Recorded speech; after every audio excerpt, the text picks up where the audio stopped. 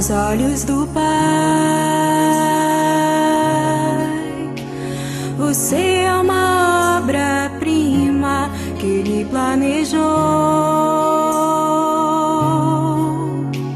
com suas próprias mãos pintou a cor de sua pele, os seus cabelos desenhou cada detalhe, num toque de amor aos olhos do Pai.